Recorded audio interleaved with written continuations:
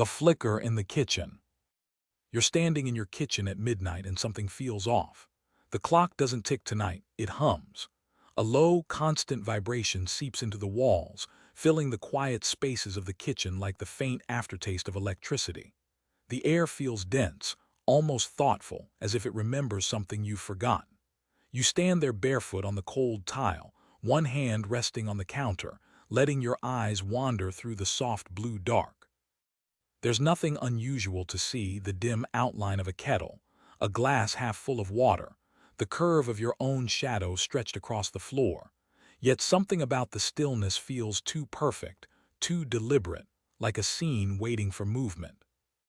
You open the refrigerator not because you're hungry, but for the comfort of the light. The white glow spills across the counter and paints a thin halo on the floor, and for a moment it feels like the room itself exhales. The cool air touches your skin, and you almost mistake it for presence, something real brushing past, invisible but aware. You close the door slowly, and the light disappears with a faint sigh. That's when it happens. A flicker. Not loud or dramatic, not even long enough to register as an event, just a soft, impossible blink in the world. The bulb above the sink hesitates just once, and in that pause the air bends. The hum stops. The reflection in the window lags half a heartbeat behind you. For a split second, everything that should be certain feels unanchored, as if reality itself forgot what to do next. Then it all returns at once. The light steadies, the hum resumes, the shadow lines snap back into place. But you're left standing there, pulse slightly faster, aware that something inside the ordinary shifted. You can't name it. You can't prove it. You only feel the residue of that missing frame, the tiny fracture between what you saw and what your mind expected to see. It's not the world that glitched, it's your perception catching itself in motion. This is the flicker in the kitchen. The kind of glitch so small, so polite, it almost passes unnoticed. A reminder that the brain doesn't just witness the world, it predicts it. Every millisecond it sketches what it believes will happen next: the position of your hand, the brightness of the light, the color of the air. And when reality fails to match that silent expectation, when it moves a fraction faster or slower than anticipated, awareness stumbles. You feel the slip. You witness the refresh. The flicker isn't proof that something's wrong. It's proof that consciousness is updating, that the act of seeing is never still, that the picture is drawn anew with every blink. You take a long breath, feeling the cool weight of the glass in your hand, the faint pulse in your fingertips. The world around you hums again, ordinary yet alive, the kind of stillness that trembles with hidden rhythm. You realize, maybe for the first time, that these moments of disruption, these invisible hesitations in the fabric of normal, are not mistakes. They are the universe blinking with you. The pause between thoughts, between frames, between who you were a second ago and who you are now. And somewhere in that breath of returning silence, you notice the air again. It's softer now, lighter, but not quite the same. Something inside it feels like movement waiting to happen, as if the world hasn't fully settled yet. The fact to remember is that every flicker, every pause is proof that you're still inside the living frame of reality, awake, aware, and beautifully real. And sometimes, after the flicker fades, what you notice next isn't the light at all, but the air that shifted. The air that shifted. There are nights when the world feels slightly out of tune, so still that even silence seems to hum. The clock on the wall marks time, but you barely notice. Its rhythm has dissolved into the quiet like dust settling in sunlight. You walk from one room to another without really meaning to, just following a thought that hasn't formed yet. And then, halfway through the hallway, you stop. Something changes. It doesn't sound, it isn't sight, it's the air. The invisible medium between you and everything else thickens, as if gravity remembered it has a heartbeat. The room that felt harmlessly still a moment ago now feels aware. A faint pressure presses against your skin, soft but deliberate, like the world just inhaled. You stand there trying to locate the difference. The curtains haven't moved. The shadows haven't grown. Yet a thin electric weight settles over your shoulders, subtle but undeniable, as if reality itself adjusted its posture. For a few long seconds, you can't decide whether the air feels heavier or if you simply became more present within it. Your body notices before your mind does, the smallest tightening of breath, a sudden consciousness of heartbeat. And then, just as quickly as it arrived, the feeling dissolves. The room exhales. Everything resumes its ordinary temperature, the air returns to air, and you're left standing in a house that seems to have whispered something you didn't quite catch. This is the air that shifted. It isn't a haunting nor a warning, but the subtle reminder that the world you inhabit is not a fixed picture. It's a moving field of pressures, temperatures, ions, and sounds your mind edits out most of the time. When you grow still enough, your body tunes back into that data, the pulse of barometric change, the hum of electrical current, the tiny convection currents rising from your own skin. The moment you feel the air change, you've slipped through the narrow door between habit and perception, catching your awareness in mid-calibration. For a heartbeat, you become the instrument instead of the player, realizing how much of reality happens inside your nervous system, not outside it. The room isn't breathing, you are, and the boundaries between those two acts blur until it's impossible to tell which began first. You take another slow inhale, and the air feels ordinary again. But the ordinariness itself carries a new weight, the quiet understanding that nothing truly still ever stays still. The atmosphere is alive with microscopic weather. You move again, lighter now, carrying that knowledge like a secret pulse under your ribs. The fact to remember is that the world's calm is not emptiness. It's movement too small to see, waiting for you to notice. And sometimes, when the air settles and the silence deepens, what follows next isn't the breeze at all, but the moment the world forgets to keep perfect time. The duplicate moment. There are times when the world folds in on itself with quiet precision, when a single instant repeats so perfectly that you feel you've stepped into a copy of your own life. You're walking down a familiar street, same sound of rubber against asphalt, same flicker of a passing headlight, and suddenly everything slows. The air tastes identical to a memory you can't quite place. A scent drifts past that shouldn't exist here, yet it does, unlocking something older than thought. You turn your head just as a car horn echoes in the distance, and in that echo, recognition blooms. You've already lived this exact second. For a heartbeat, you stand in both versions of the same moment, the one unfolding now and the ghost of one that came before. It's disorienting and strangely tender, like hearing your own voice from another room. The brain catches its breath, searching for an anchor, but everything around you continues unbothered. The traffic light blinks, a leaf spins in the breeze, your shoes carry you forward. This is the duplicate moment. What you call déjà vu isn't time folding or fate revealing itself. It's the mind's memory network misfiring for a brief, dazzling instant. The circuits that decide this is happening now and this has happened before light up together, overlapping like double-exposed film. The result feels cosmic, but it's neurological. The hippocampus and temporal lobe echo each other, creating the illusion that the present has already been archived. You're not reliving the moment. You're watching your brain recognize its own rhythm a fraction too soon. For that half-second of duplication, perception becomes a mirror reflecting itself. The world hums with uncanny familiarity because your awareness arrived early, before the rest of reality finished loading. Then the alignment fades. The overlap untangles. The present reclaims its singularity, and the memory of that twin instant dissolves like steam on glass. You keep walking. The street looks the same, yet different, sharper at the edges, more vivid in tone. You realize how extraordinary it is that the brain, even when it falters, creates beauty from confusion.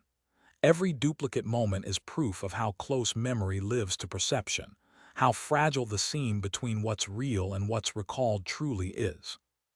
The fact to remember is that a duplicate moment isn't a glitch in time. It's a glimpse of your mind noticing its own design. And sometimes, after time repeats, what comes next isn't the past returning at all, but something that was never there to begin with, the mystery of the vanishing itself. The Vanishing Keys. It begins the way so many small mysteries do, with you looking for something that should be right where you left it. You retrace your steps across the room, half amused, half irritated, eyes scanning the counter, the table, the top of the shoe rack. The keys were here. You remember the sound they made when you set them down, that bright metallic clink echoing through the evening like punctuation at the end of a long day. But now the counter is empty. Only a faint ring of dust remains where the shape once rested. You start the gentle ritual of searching, the slow unmaking of a room. Every drawer opens with a question, every shadow hides a possibility. Minutes stretch. You begin to doubt the memory itself. Did you really place them there? Maybe on the sofa, maybe near the lamp.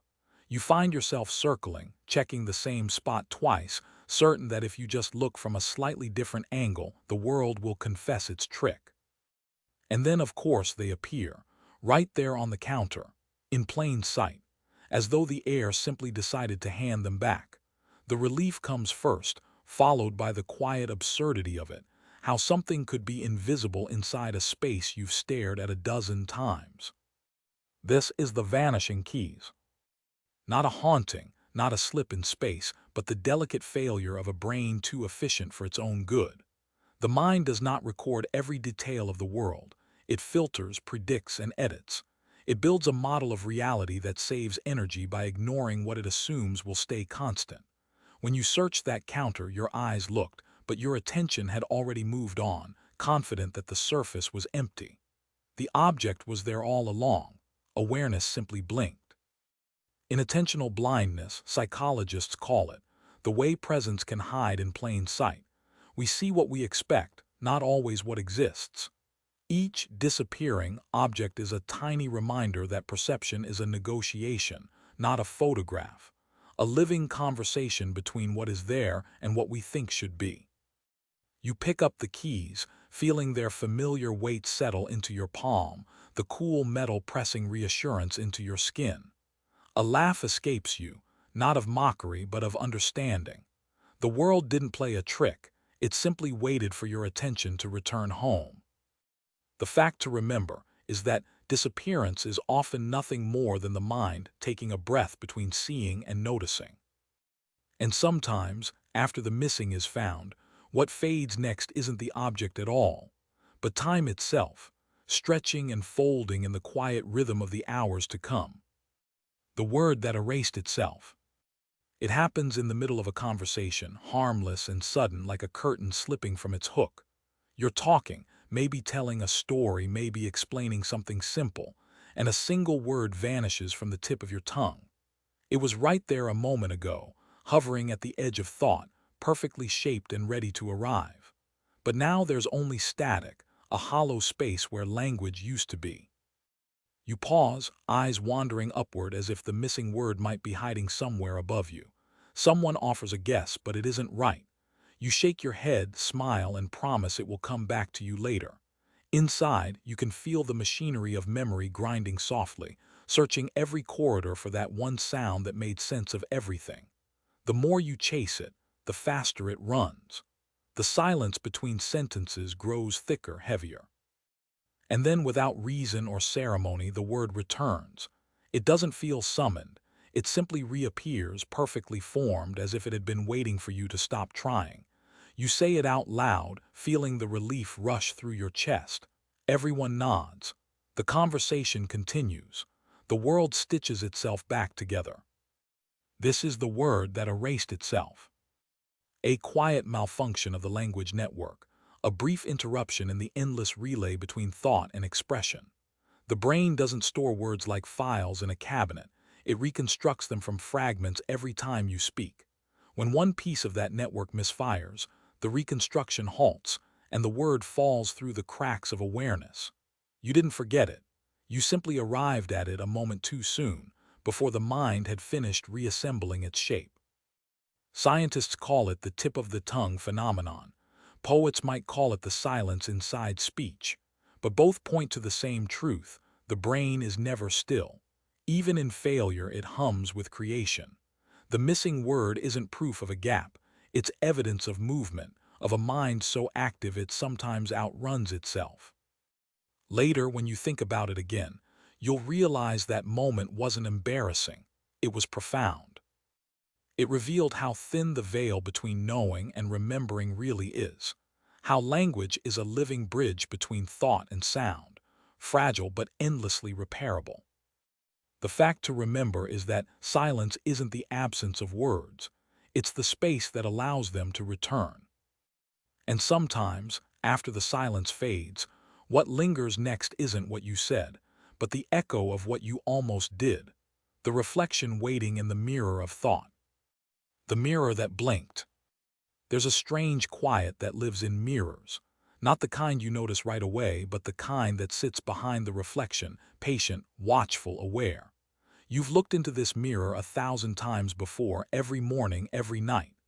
You know the rhythm of your own gestures, the hand reaching for a toothbrush, the turn of your head, the slow blink that catches its echo.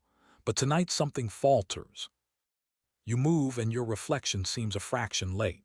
Not wrong, just delayed, like a subtle lag between action and acknowledgement. For a second, your own eyes don't seem entirely yours. They blink a beat after you do. The air in the room tightens. Your breath slows, waiting for the image to catch up. And when it does, everything resumes as if nothing happened. Yet you can't shake the sense that the mirror knows something you don't.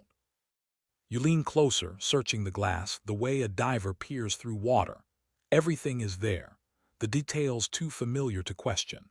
The curve of your jaw, the faint shadow near your temple, the tiny pulse beneath your throat.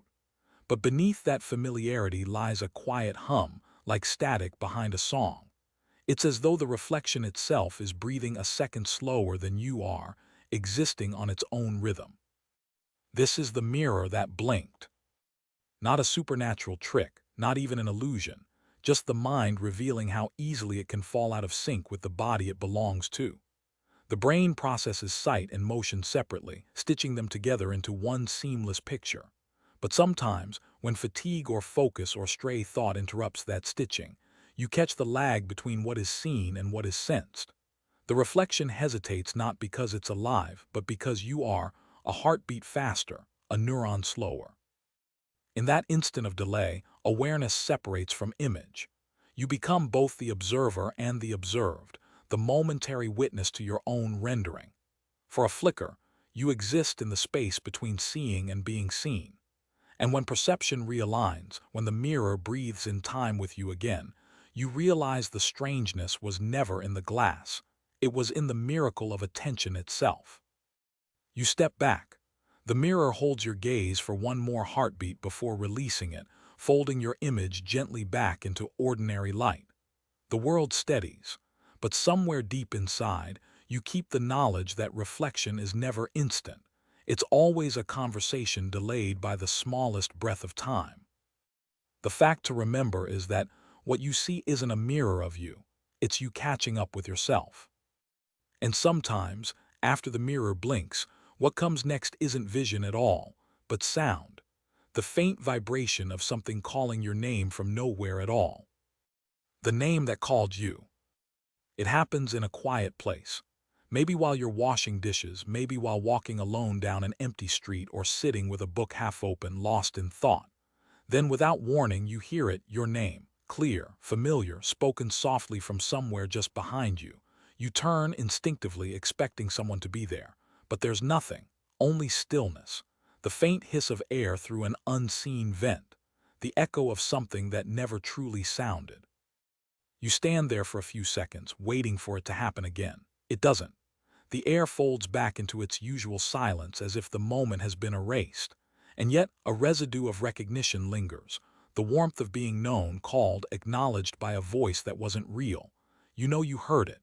You could almost describe the tone, the distance, the direction. But when you try to recall the exact sound, it slips away like mist between your fingers. This is the name that called you. It isn't a ghost or memory or premonition. It's your brain's gift for finding meaning inside noise. A fragment of a fan's hum, a pipe expanding, the distant murmur of traffic. Your auditory cortex pieces them together into something personal. The human mind is wired to seek pattern and intention, to detect voices even inside randomness. For most of our evolution, survival depended on it. So when a whisper of sound mirrors the rhythm of your name, the mind completes the equation before logic arrives. You hear what wasn't there, because for an instant it felt true. But there's something quietly beautiful in that illusion. In a universe so wide, your consciousness bends static into intimacy.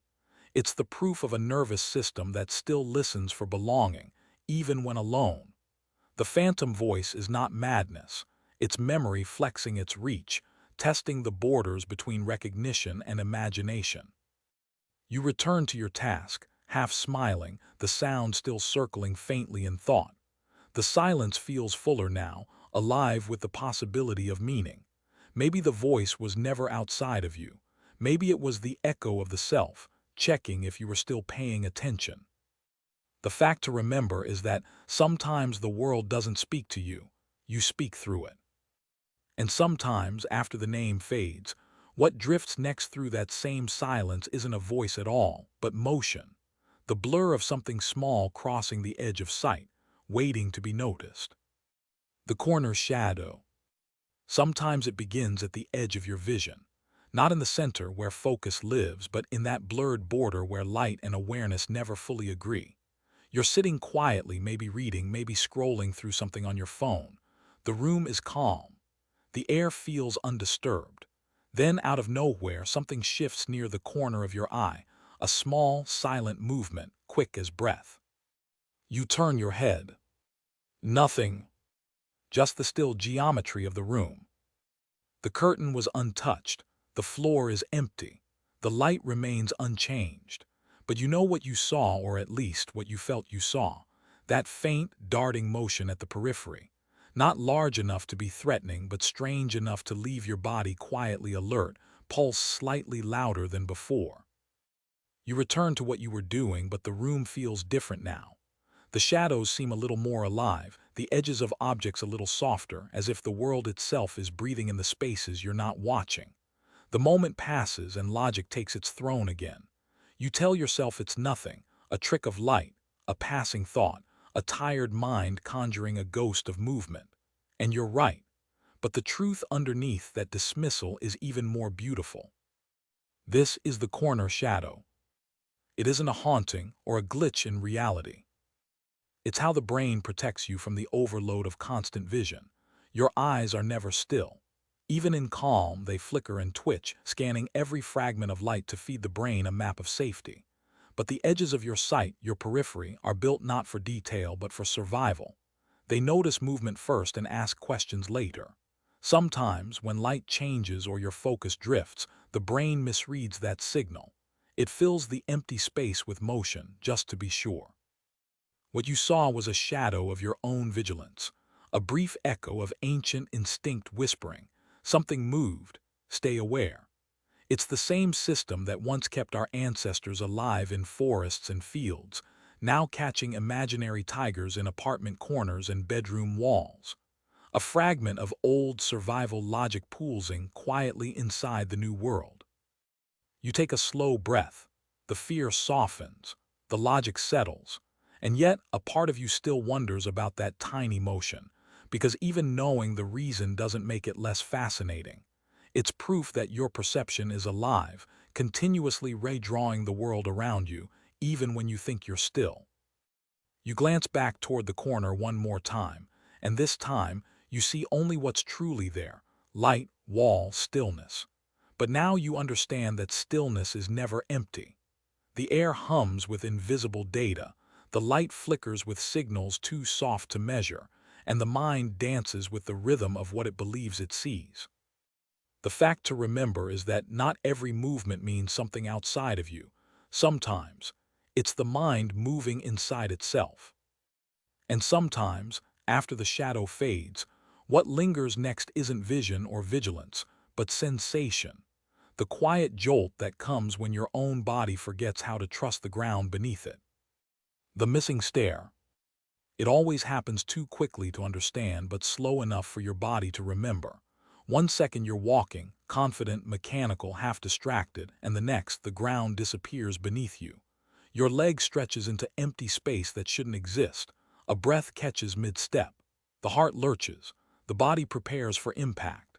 And then, almost immediately, the world snaps back into place. Your foot finds the stair that was never missing. The shock fades, but a strange echo lingers, pulsing quietly under the skin. You stand still for a moment, one hand on the railing, staring down at the perfectly ordinary staircase that just betrayed you. It looks harmless now, each step neatly lined, unbroken. The body calms, the pulse slows, but inside something deeper stays unsettled. For a brief instant, you felt gravity lose its promise. You felt the floor refuse to exist. You try to laugh it off. Everyone has felt it before, that jolt, that almost fall, the sudden rush of adrenaline from nowhere.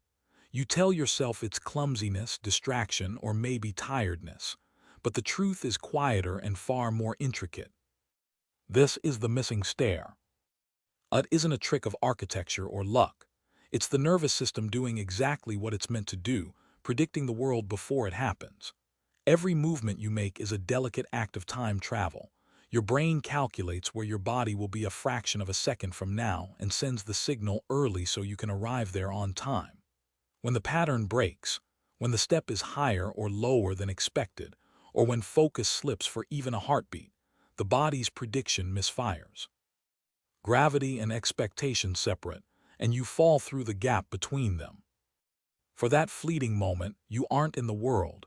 You're suspended between two versions of it, the one your mind built and the one that truly exists. The shock you feel isn't fear of falling.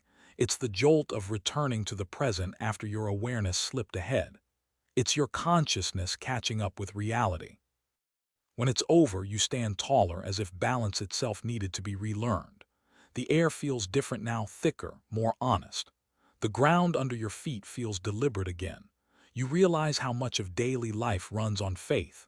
Faith that floors stay where they are, that the body obeys, that the next moment will match the last. The missing stair reminds you that all of this stability is imagined, beautifully, necessarily imagined. You keep walking, a little slower this time, a little more awake. And though the jolt is gone, the awareness remains, that fragile line between control and surrender, between prediction and surprise. The fact to remember is that the world doesn't disappear when you stumble. It reintroduces itself, reminding you that even certainty needs renewal. And sometimes, after the ground steadies, what wavers next isn't your body at all, but the world itself, pausing, freezing, taking a breath before it continues its quiet motion. The frozen second. There are moments when the world forgets to move. You've seen it before, standing at a traffic light, waiting for the color to change, eyes unfocused on the blur of cars passing by. And then suddenly, for no reason you can name, everything stops. Not literally, but perceptually.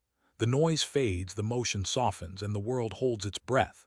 Even your own body seems to forget its sequence. The second hand on your watch hesitates. A leaf pauses mid-fall. Time itself seems to lose its rhythm. It lasts only an instant, so small that you question whether it happened at all. Then sound returns, motion resumes, and life continues as if the pause never existed. But somewhere deep inside, you know it did. You felt it, the subtle disconnection, the imperceptible fracture between moments. The universe glitched, if only for you. You glance around, half expecting someone else to notice, but no one ever does. They keep walking, scrolling, talking, existing within a timeline that never skipped. You smile to yourself, feeling both isolated and oddly chosen, as though reality opened a small door just wide enough for you to glimpse the machinery beneath. This is the frozen second. A brief neurological echo where perception and time slip out of sync. The mind doesn't process existence continuously. It works in snapshots, stitching frames of reality together every few milliseconds. Sometimes, when focus drifts or exhaustion sets in, that stitching falters. The present stops updating. Your consciousness lingers in an old frame, frozen just long enough for you to notice the absence of movement. When it restarts, the illusion shatters with quiet elegance. You return to motion, unaware that the world never paused, only your awareness did. The frozen second isn't a malfunction, it's a glimpse of the gears that run perception itself. You've simply caught the mind refreshing, the universe rendering one moment behind your sight. You take a breath, realizing that in that pause, something beautiful occurred. The proof that time isn't a flowing river but a sequence of still images, frames your brain animates into motion. Each second is already over by the time you feel it. You never live in the present. You live in its memory, stitched so seamlessly it feels alive. The thought comforts you.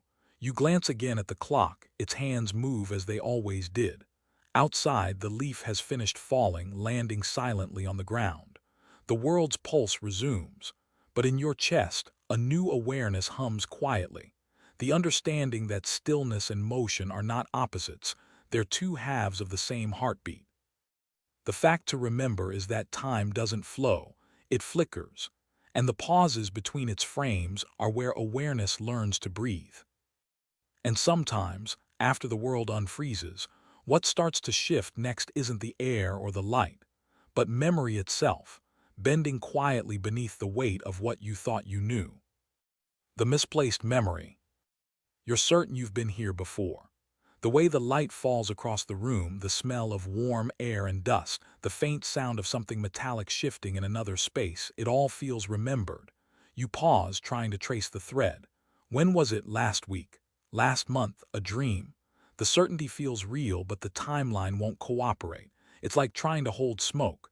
You reach for it and it changes shape. Later, you mention it to someone else.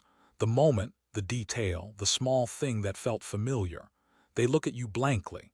That never happened, they say kindly, but with the kind of conviction that only truth can carry. You want to argue, but the edges of the memory blur as they speak. You can't quite grasp it anymore. What once felt vivid now feels like fiction you accidentally believed in. You laugh it off, but the feeling stays. The quiet confusion of knowing you know something that isn't real. And it isn't an illusion of madness. It's the simplest, most human trick the mind can play. This is the misplaced memory. It's what happens when the brain mistakes imagination for evidence. Memory isn't a perfect recording. It's a reconstruction, a film constantly being rewritten by the present moment. Each time you recall something, you alter it slightly, reshaping details to fit the current version of you. Over time, the edits become indistinguishable from the original. The mind can't tell what it created yesterday from what truly happened years ago. Sometimes it borrows an image from a dream, sometimes a story you heard, sometimes a fragment of someone else's recollection, and stitches them together so neatly that belief follows without hesitation. The misplaced memory feels right because it carries emotional truth, even if factual truth is missing. It's not a flaw, it's the mind's way of keeping the story of self coherent. You stand in that room again, later, aware now of the illusion. The light still falls the same way, the air still holds that warm dust scent, but you look closer. This time you don't try to remember, you just let the scene exist. You feel it not as proof of the past, but as presence in the now. The relief that comes isn't from being right or wrong, but from understanding that memory was never meant to be accurate. It was meant to be alive. The fact to remember is that the mind doesn't store life. It retells it, and every retelling becomes part of who you are. And sometimes, after a memory fades, what appears next isn't thought at all, but sound. The faint rhythm of numbers repeating, whispering patterns into the quiet edges of perception. The repeating numbers. You first notice it when you glance at the clock. 11, 11. A coincidence, you think, nothing strange about that. But later, when you check again, the pattern follows you. 222, then 333, then a receipt from the grocery store total, rupee 333. You smile, shake your head, brush it off as randomness. Yet something about it lingers. The numbers begin to appear in places you never looked before: the corner of a license plate, a floor number on an elevator, the timestamp of a paused video. Everywhere, repetition. as if reality has chosen a favorite sequence and decided to whisper it to you again and again. You don't tell anyone, of course, it sounds silly, but deep down you start to feel watched not by something sinister but by something intentional. The pattern feels like a quiet language, a message sent through ordinary objects. You start paying attention more closely, checking clocks, scanning receipts, glancing twice at digital signs. And the more you look, the more it appears. The pattern feeds on awareness. This is the repeating numbers. A soft illusion built from one of the brain's most ancient skills, pattern detection.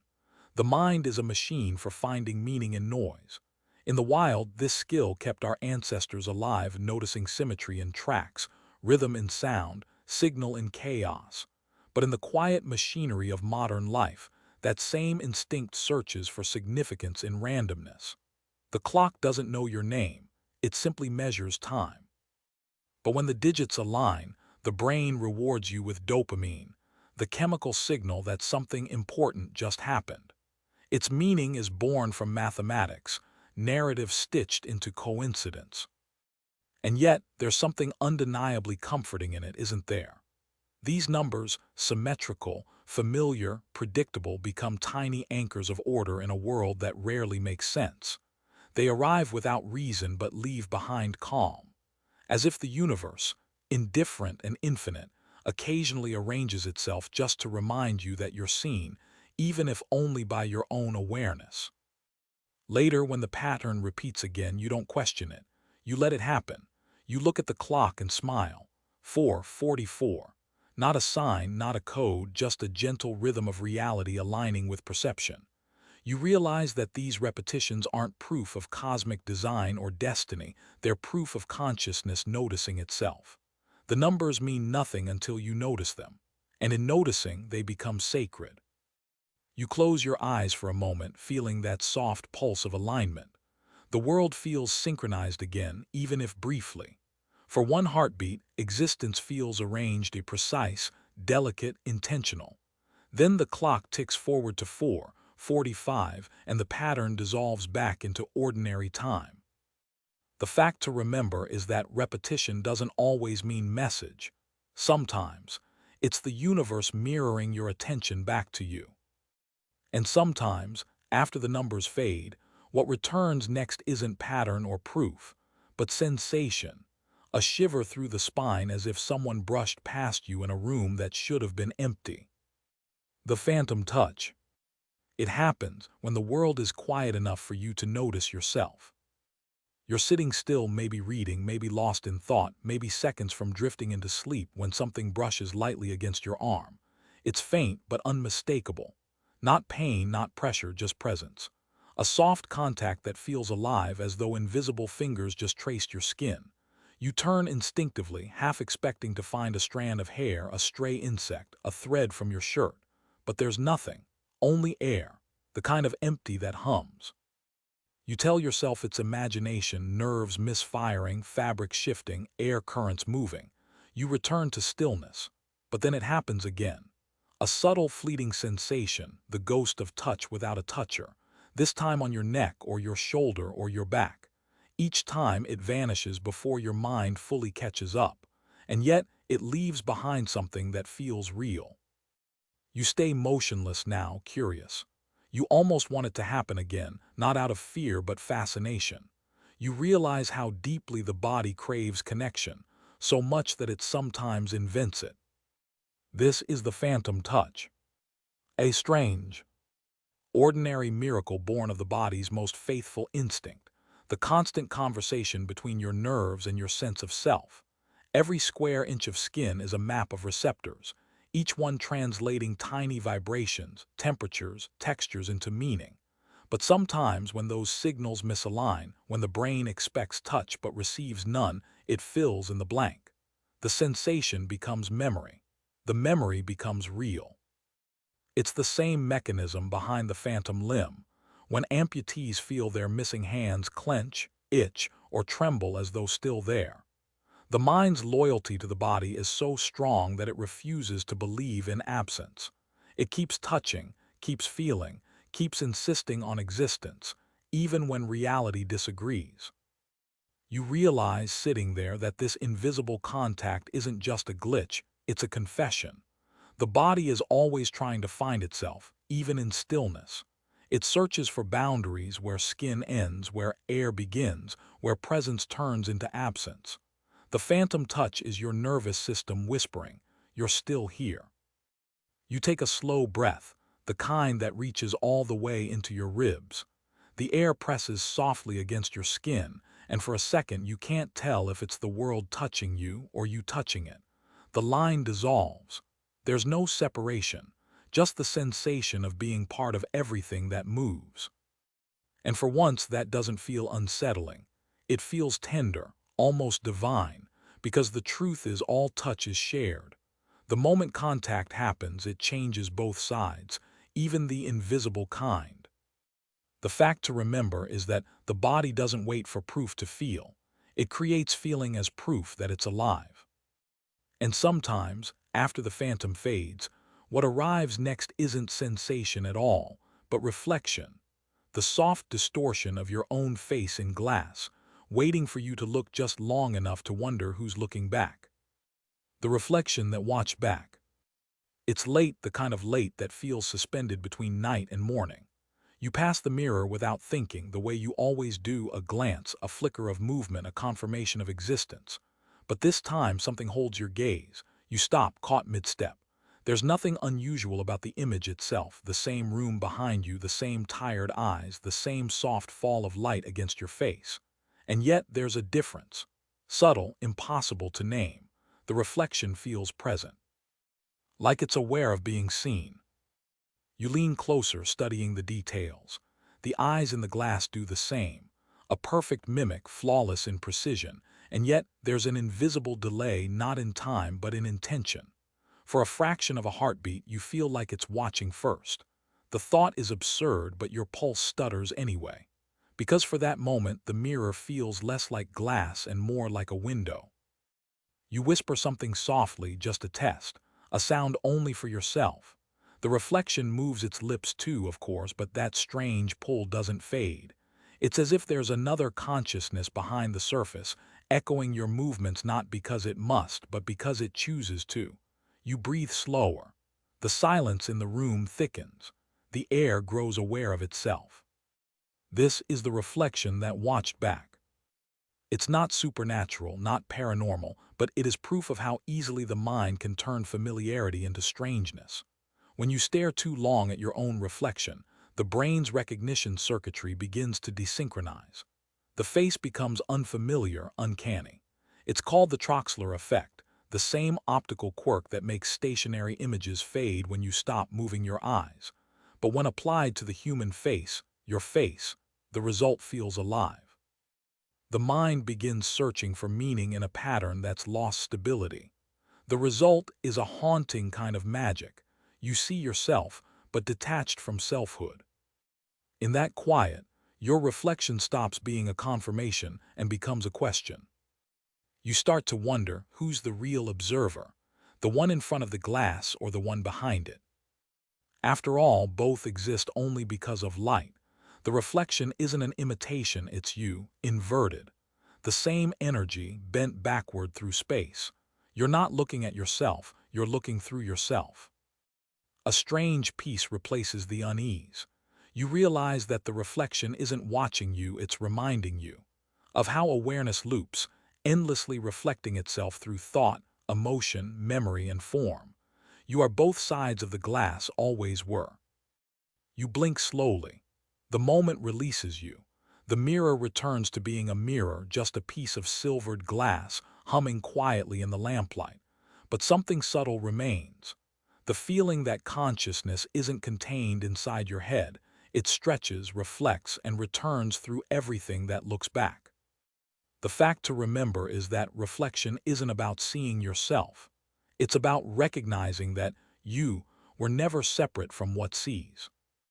And sometimes, after the reflection fades, what flickers next isn't light or image, but sound, a voice too familiar to belong to anyone else, whispering your thoughts back to you before you've even spoken them. The thought that spoke first. It begins with a whisper, but not the kind that comes from outside. It's quieter, more intimate, a sentence that seems to exist before you've had the chance to form it.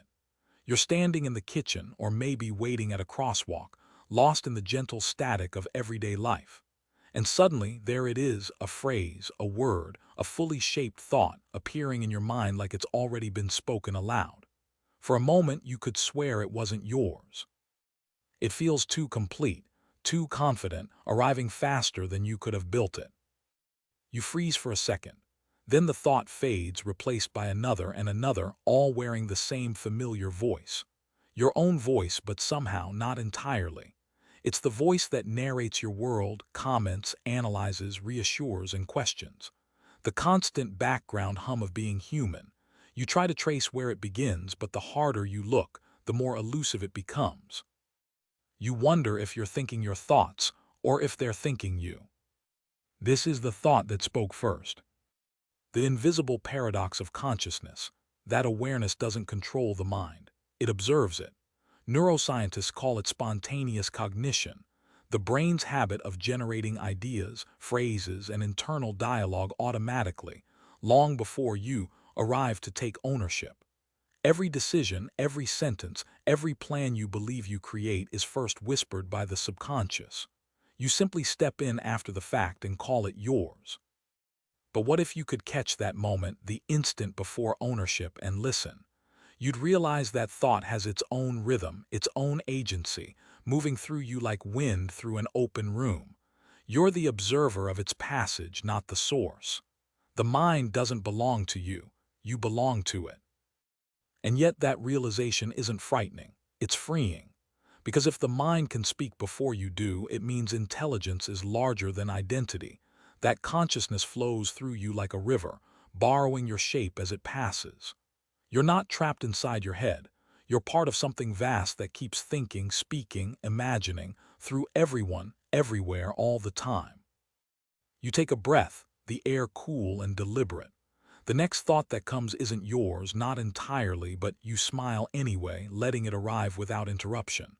You don't chase it, don't dissect it. You just watch. And in that small act of stillness, you understand what awareness really is. Not the voice in your head, but the silence that listens.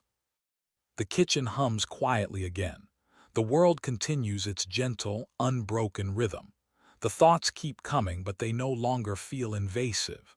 They feel like weather, temporary, moving, beautiful. You're not here to control the storm, you're here to experience the rain. The fact to remember is that not every thought is yours, but every thought is an invitation to notice who's listening. And sometimes, after the mind quiets, what moves next isn't language at all, but rhythm, the strange synchronization between your heartbeat and another, somewhere unseen, pulsing perfectly in time. The borrowed heartbeat. Sometimes in the quiet you hear it, a rhythm that isn't entirely yours. It might happen late at night, lying still in bed, when your own pulse becomes the only sound in the room. You can feel it everywhere, in your fingertips, your neck, your chest.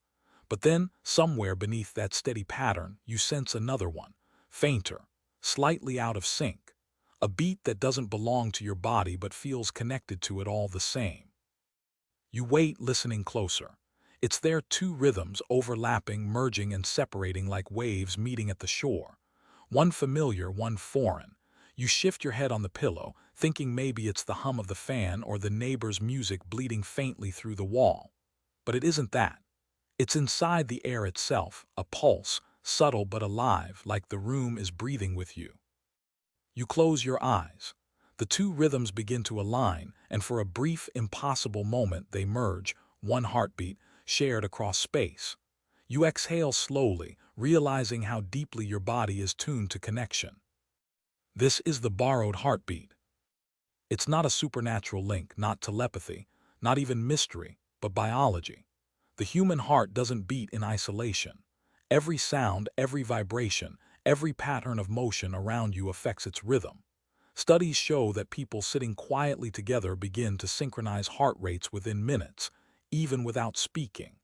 Two strangers breathing in the same space can unconsciously share pulse intervals, their bodies quietly adapting to each other's invisible presence. You felt it before, the calm that settles when someone sits beside you, the sudden comfort of shared silence, the way a room feels different when another heartbeat enters it. It's empathy written in physiology, proof that our boundaries are softer than we think. The world doesn't stop at your skin. It resonates through everything that touches it. But there's another kind of borrowed rhythm too, the emotional one.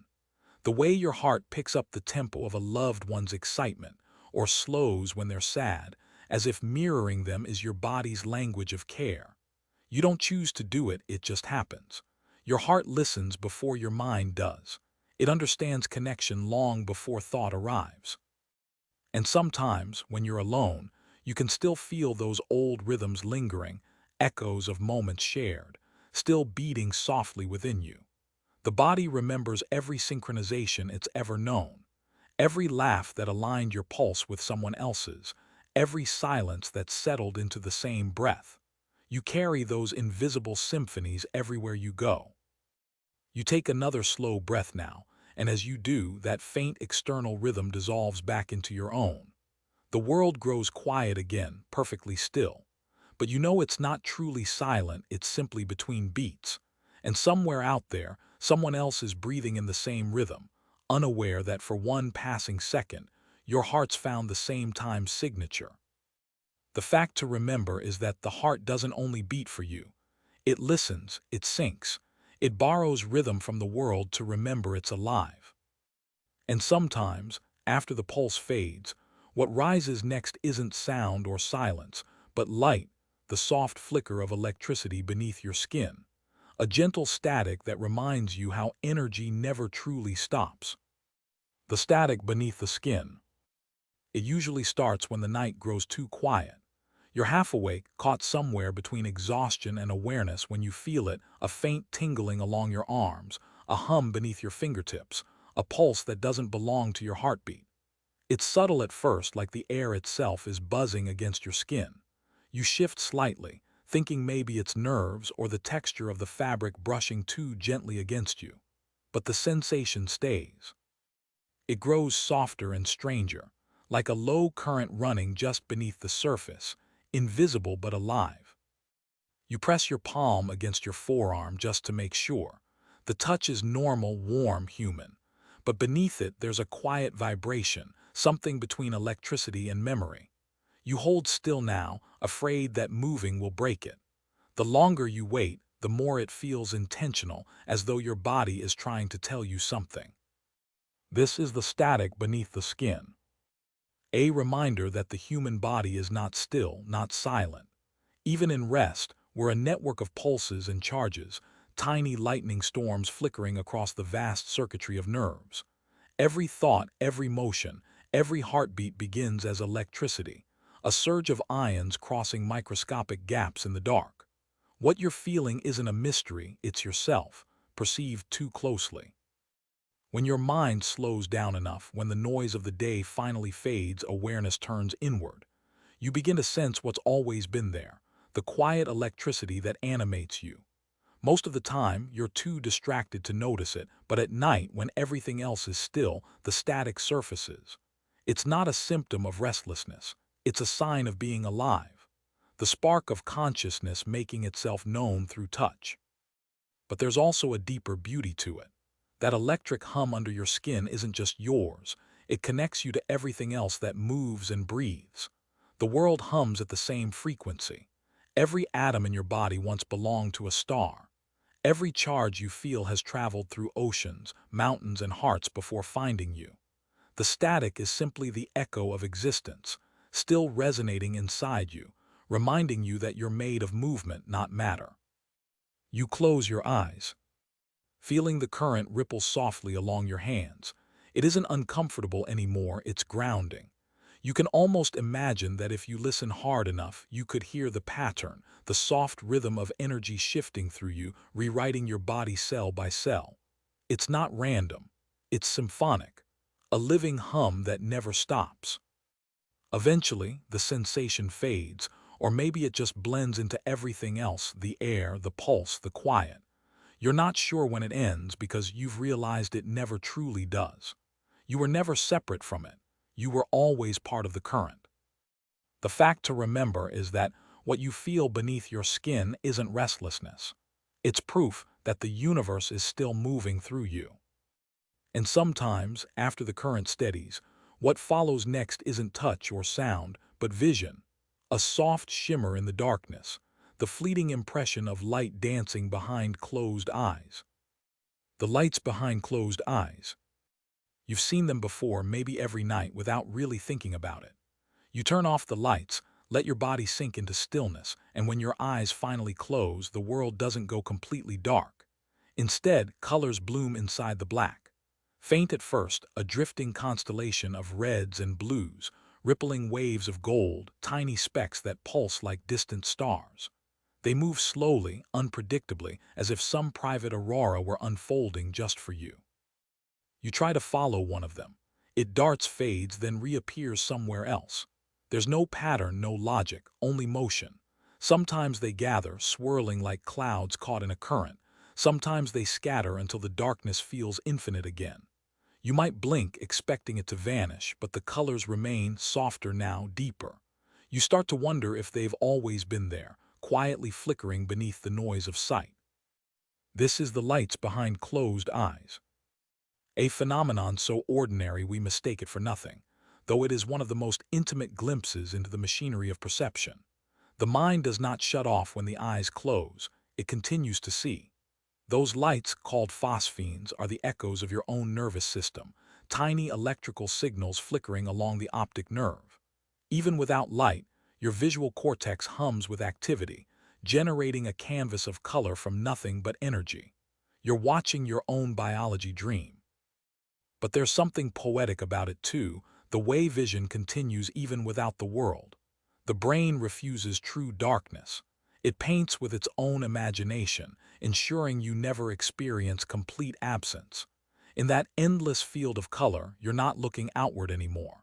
You're witnessing the reflection of consciousness itself, light without a source, meaning without an object. You let yourself drift deeper into the colors. They shift as your breathing slows, responding to rhythms you can't control. When you exhale, they dim. When you inhale, they flare softly, shimmering like breath made visible. It feels less like seeing and more like being seen by something within. For the first time, you understand that light doesn't only exist outside you, it also lives in the spaces the world can't reach.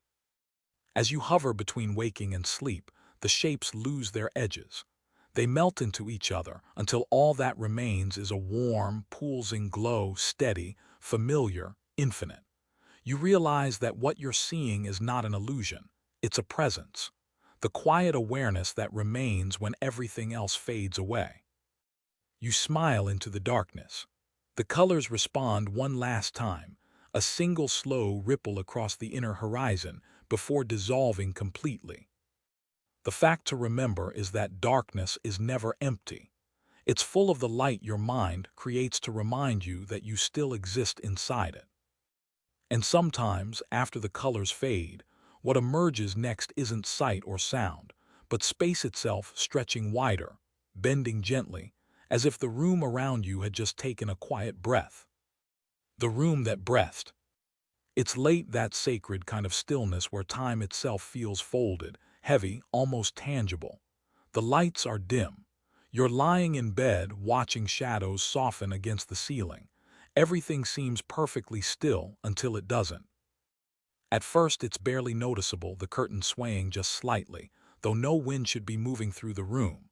The air seems to shift, expanding, contracting, as if the walls themselves were inhaling. You glance toward the door, then the window. Nothing. But you can feel it now, a slow, rhythmic pressure, like the entire space around you is alive, breathing in sync with your chest. The rhythm is subtle, uncanny, impossibly familiar. You hold your breath for a moment, and the room holds too. Then when you exhale, it exhales back. You laugh quietly, a little uneasy, a little amazed. Because for a second there, you felt it, the presence of something that wasn't supposed to exist. The room felt alive. This is the room that breathed. Not a haunting, not imagination, just the delicate intersection of perception and environment, the body reading the world too closely. The air in any closed space is never still. Every movement you make, every breath, every heartbeat, every turn in the sheets sends ripples through it. The temperature shifts slightly, the pressure changes, the currents of carbon dioxide and warmth spiral through invisible layers. You can't see them, but your senses can feel them. When you slow down enough to notice, it feels like something larger is moving with you, because it is. Your body and the room are part of one shared system, a quiet ecosystem of motion and response. You exhale, the air warms and rises. The room inhales that change and gives it back in subtle drifts and cooling eddies. You are not living in space, you are living with it. The room doesn't breathe because it's alive, it breathes because you are. But there's a deeper truth hidden in that rhythm. Every moment you spend in stillness teaches your body to hear things it normally ignores: the whisper of fabric, the sigh of the floor, the low hum of distant electricity. The illusion of a breathing room is simply awareness tuning itself to harmony. You and the environment fall into the same tempo, two halves of the same quiet conversation. You take another breath. The air moves with you again, gentle, steady, almost affectionate. The unease has melted into awe. You close your eyes and realize that this isn't strangeness, it's belonging. You're not observing the world anymore, you're participating in it. For the first time, you feel what the air has always known: that stillness is never empty and silence is never void. Everything vibrates, everything moves, everything breathes. The fact to remember is that life doesn't stop at your skin. It extends into every inch of space that answers your breath. And sometimes, after the room exhales, what stirs next isn't the air or the light, but the world itself, tilting ever so slightly, as if space decided to shift beneath you for just one impossible second. The tilt of the world. It happens on an ordinary afternoon, maybe when you stand up too fast or glance out the window after staring at a screen for too long. The world shifts, just slightly, just enough to make your breath catch. The floor seems to tip beneath you, the walls lean, the horizon bends in a way you can't name. Nothing dramatic, nothing dangerous, but for one brief, weightless second, the world feels tilted, like gravity forgot its direction. You blink hard, steady yourself. Everything looks normal again. The cup on the table hasn't moved. The ground is exactly where it's supposed to be. But the echo of that moment stays. The dizziness isn't physical anymore. It's existential, a ripple of awareness that reality can slip, even just a little, and your senses will need time to catch up. You laugh under your breath, shaking your head. Maybe it was low blood pressure or fatigue or just the eyes adjusting. But somewhere deeper, you can't help but wonder if it was something else, a brief reminder that balance isn't something you have, it's something you constantly earn. This is the tilt of the world.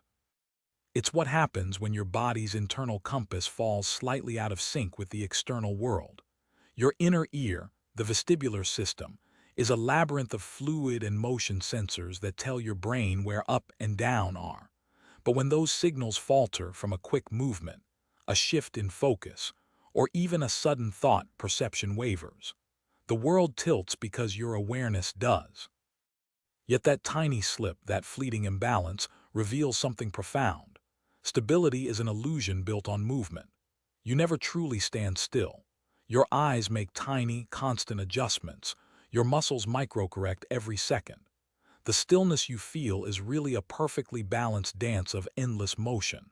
Every heartbeat, every breath, every blink is part of that choreography, keeping you upright in a universe that never stops spinning. And when it falters, when the dance loses its rhythm, you glimpse the truth beneath it, that life itself is not fixed but fluid. The world feels tilted because, in a way, it is. The planet spins, the ground vibrates, the blood inside you swirls with electric rhythm. The illusion of steadiness is just the body's promise to keep you safe inside motion. You take a deep breath, let the last trace of dizziness fade. The world evens out again. You smile at how fragile and beautiful balance really is, how everything around you is always slightly moving, even when it seems still. And you realize that maybe the tilt wasn't a mistake at all, but an invitation to remember that you're part of the same cosmic sway as everything else. You sit back down, the chair beneath you solid once more. The hum of life steadies itself into something calm and familiar. You're grounded again, but in a gentler way, aware now that steady doesn't mean unmoving. It means flowing gracefully with the tilt. The fact to remember is that balance isn't the absence of movement. It's the art of moving in harmony with everything that shifts. And sometimes, after the world steadies, what wavers next isn't the ground at all, but the clock, its rhythm faltering, its seconds looping, as if time itself were caught in a quiet hesitation. The looping second. It starts with something small, maybe the tick of a clock, maybe the flash of a notification light, something that should move forward but doesn't, or at least not immediately. You glance up and realize the second hand hasn't shifted. It hangs there perfectly still, frozen mid-tick. You wait for it to jump ahead, but instead it twitches not forward but back. For a heartbeat, time seems to stutter. You blink and everything returns to normal. The clock resumes its steady rhythm. The world continues as if nothing ever paused. But that tiny hesitation lingers inside you, that feeling that something just repeated when it shouldn't have. You try to shake it off. Maybe your eyes tricked you or your mind drifted, but a few hours later it happens again. The same moment looping, the same sound repeating once, twice before the rhythm corrects itself. You can't explain it, yet it feels oddly familiar, like the world briefly forgot what came next. This is the looping second. A moment when perception collides with memory, and awareness glitches just enough to fold time back on itself. The brain doesn't experience time as a straight line. It samples the world in fragments, stitching moments together like frames of a film. Each now overlaps slightly with the next, creating a continuous illusion. But every so often the edit slips. You experience the same second twice, not because the universe repeated, but because consciousness did. It's called a temporal echo, a cognitive delay where awareness replays an instant, mistaking familiarity for recurrence. The mind hiccups, and for that blink of time, you step into a loop, replaying what just happened while still living it. It's small, invisible, but it's the same mechanism that fuels déjà vu, those eerie moments when life feels rehearsed. You stare at the clock again, almost daring it to happen, but it doesn't. It ticks obediently now, unbroken. You can hear the seconds stack neatly into minutes, the rhythm perfectly clean. Still, your chest feels heavy, not from fear but from wonder.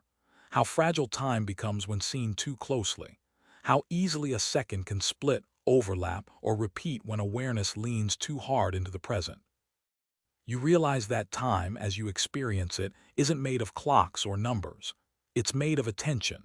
Seconds don't exist until you notice them. The looping second isn't a fault in the system. It's proof that consciousness is both observer and participant, both camera and projection.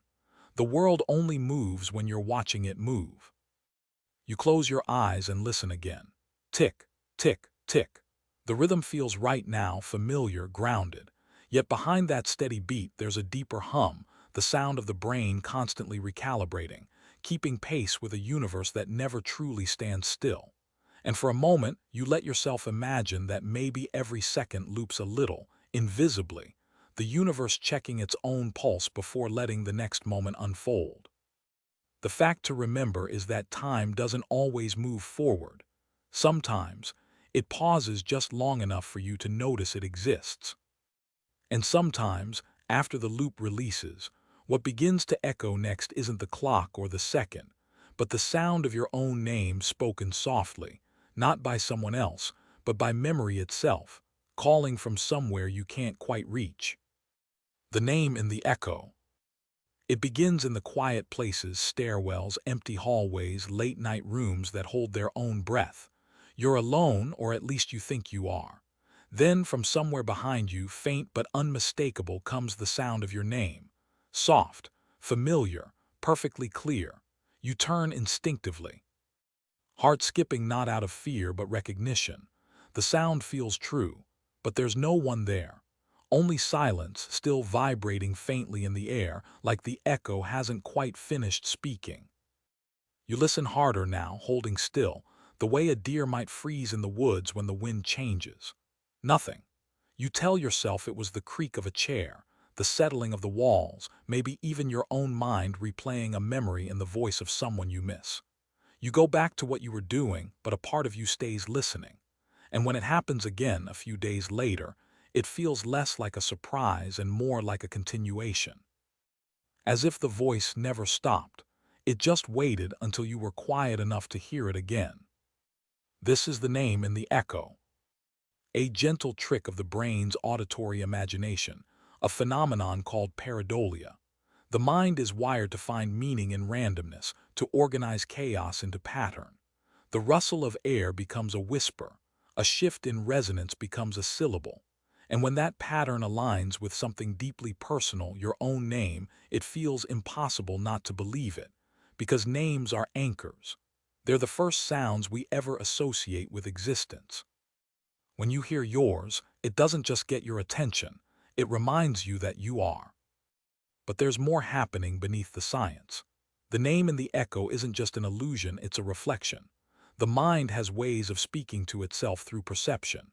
Sometimes, when thought runs too deep, awareness finds other ways to respond.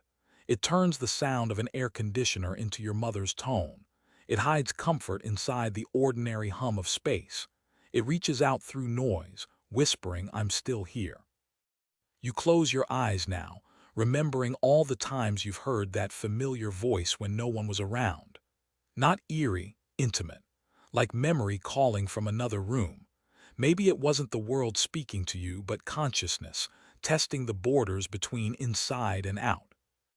You whisper your own name softly into the stillness. The sound drifts, collides with the walls, and returns in fragments. The echo that comes back isn't quite yours, slightly deeper, slightly slower, reshaped by distance and air.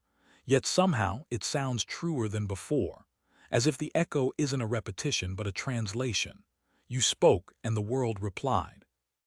You smile, realizing the beauty in it, that communication doesn't always require another person.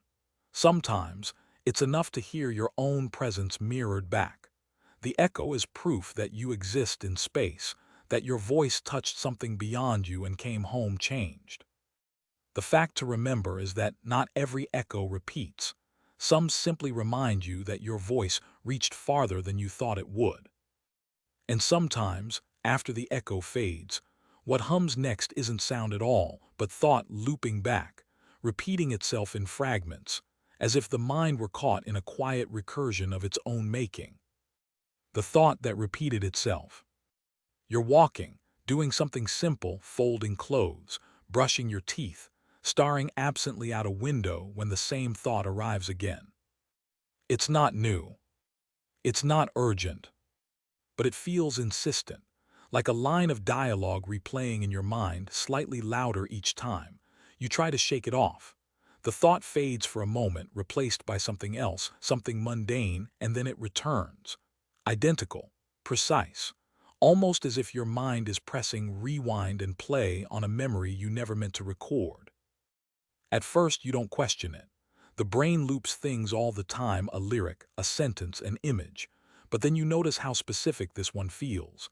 It's not random, it's personal. The same phrase circling back every few hours, every day, like a clock chiming somewhere deep in your subconscious. You start wondering, why this? Why now? What is my mind trying to tell me? This is the thought that repeated itself. The loop isn't madness. It's attention trying to be heard. The mind has two voices, one that narrates and one that notices. When something unresolved sits too long between them, it echoes. A fragment of unfinished emotion, an unanswered question, a small fear never named. These are the seeds of repetition. The brain brings them back not to torment you, but to process them. To finish a sentence you refuse to hear the first time. It's called a cognitive loop, and we all live inside them. The same worries before sleep, the same doubts after failure, the same longing disguised as memory. Each loop is the mind circling its own reflection, waiting for you to stop running long enough to listen. You sit down, closing your eyes.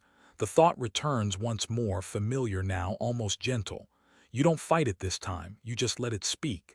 And when it does, something subtle happens. It begins to dissolve. The repetition wasn't the message, it was the delivery system. Once understood, the loop breaks. The mind moves on. You realize that repetition is how the brain heals itself. It doesn't shout. It whispers the same truth until you finally hear it. Every recurring thought is an unacknowledged emotion, knocking softly until you open the door. You take a deep breath, exhale slowly. The air feels lighter now. The loop fades, not with finality but with relief, like a song ending on the right note. You understand that peace doesn't come from silence, it comes from completion. And you wonder how many other thoughts are still waiting for their turn to be heard. How many echoes you mistake for noise when they're really just messages from within. You glance toward the window again. Outside, the world continues its own rhythm, the same sun rising, the same shadows shifting, the same patterns repeating until someone looks closely enough to see that no two moments are truly the same. The fact to remember is that repetition isn't your mind malfunctioning. It's your mind rehearsing the truth until it's finally understood. And sometimes, after the thought settles, what stirs next isn't memory or meaning, but reflection, the strange sensation of watching yourself from outside, as if for one quiet moment, awareness had stepped out of its own body. The out-of-body glitch. It happens in moments you never expect. You're sitting quietly, maybe watching a movie, maybe washing dishes, maybe standing in line somewhere, and suddenly something shifts. The world doesn't change, but you do. For a brief instant, you're no longer inside the scene but hovering just above it, watching yourself move, speak, exist. You see your hands gesture, your mouth form words, your body breathing on its own. You recognize it as you, yet feel slightly detached, as if you're both actor and audience at once. You blink and everything returns, but that flicker of distance lingers, the strange awareness of having seen your own life from the outside. It's not frightening, not really. More like a reminder that consciousness isn't as tightly bound to the body as you once believed. This is the out-of-body glitch. Psychologists call it dissociation, a brief misalignment between perception and presence. Your senses still report the world correctly, but the emotional thread that ties you to experience loosens for a second. It often happens during exhaustion, stress, or deep focus, when the brain's self-monitoring system becomes overloaded. The result is surreal. You experience yourself as an observer, your awareness stepping a few feet away to take inventory of its own existence. Yet there's something profoundly revealing in that detachment. The glitch exposes how fluid identity really is. You spend your life believing that you are a single, unbroken point of view, but in truth, consciousness floats between layers: thought, memory, sensation, reflection. The out-of-body moment isn't you leaving yourself. It's you catching a glimpse of how wide your mind actually is. You sit quietly after it happens, feeling the echo of that split. The body feels heavier now, more real. You press your palm against the table, grounding yourself in texture and weight. The wood is cool. The edges are steady. And yet, part of you misses that suspended clarity, that feeling of being both inside and beyond. You realize that perhaps the goal was never to stay perfectly tethered, but to move gracefully between the two states, to live fully in your body while remembering you're not limited to it. The glitch becomes a lesson, not an error. Awareness doesn't belong to the body belongs to awareness.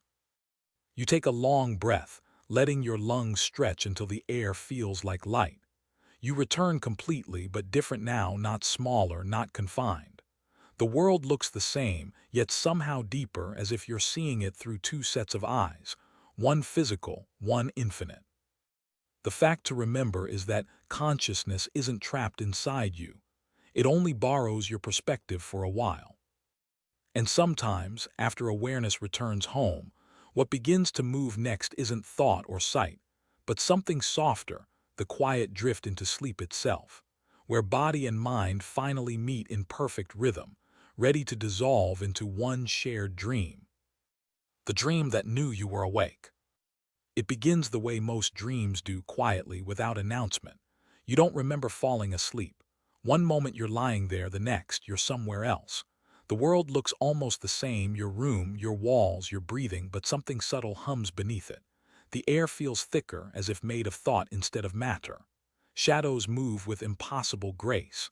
Sounds arrive half a second before their cause. You realize slowly that you're dreaming. But then something stranger happens. You look around, aware of your body resting somewhere beyond the dream, and the dream looks back. The air shifts. A faint recognition passes through the space, like the world itself just became aware of being seen. You take a cautious breath, and everything inside the dream breathes with you. The walls exhale. The floor hums. It's as if consciousness has been mirrored, not in reflection, but in participation. You move through it carefully now, each motion deliberate. You know this isn't real, but it feels real, not a creation, but a collaboration. The dream seems to know you. It adjusts itself around your presence, shifting colors, bending distance, echoing your curiosity. The stars outside the window brighten when you look toward them. The wind changes direction when you exhale. The dream isn't something happening to you, it's something happening with you. This is the dream that knew you were awake. A boundary dissolving, the seam between imagination and awareness pulling apart just wide enough to reveal they were never separate. In lucid dreaming, science calls it meta-awareness, the mind becoming conscious of itself while still dreaming. But beyond the biology, it feels like something more profound, the universe borrowing your awareness to look at itself. You walk further into that dream, deeper into the illusion, knowing it's built from your own neurons firing quietly in the dark. And yet, every detail feels intentional, every sound, every flicker of light. You wonder if perhaps all of life is built this way, a lucid dream so vast, we forget that we're dreaming it together. The thought doesn't frighten you anymore, it comforts you. Because if reality and dream are made of the same material, perception, energy, attention, then maybe none of this is a mistake. Maybe every glitch, every echo, every shadow, every repetition was just the dream reminding you that awareness is always larger than what it sees. You sit down within the dream, or perhaps you simply slow your thinking and the world softens. The air glows faintly gold. The familiar pulse beneath everything steadies. You can feel both versions of yourself now, the dreamer and the dream, the sleeper and the one who watches sleep. And for the first time, they don't seem like two beings, but one continuous current of consciousness, stretching quietly through every version of reality. You smile, the world blurs, the boundaries melt, everything becomes light. There's no sound, no story, no body, just presence, just awareness existing in its purest form, infinite, silent, serene. And as you drift between waking and sleep, one final thought whispers through the glow, not from the dream, not from you, but from something that's been speaking through both all along. You are the glitch, you are the echo, you are the loop and the stillness, the question and the answer. You are the dream dreaming itself awake. The air stills. The light folds into darkness. And the darkness feels warm, not empty, but infinite. The dream exhales, and you exhale with it.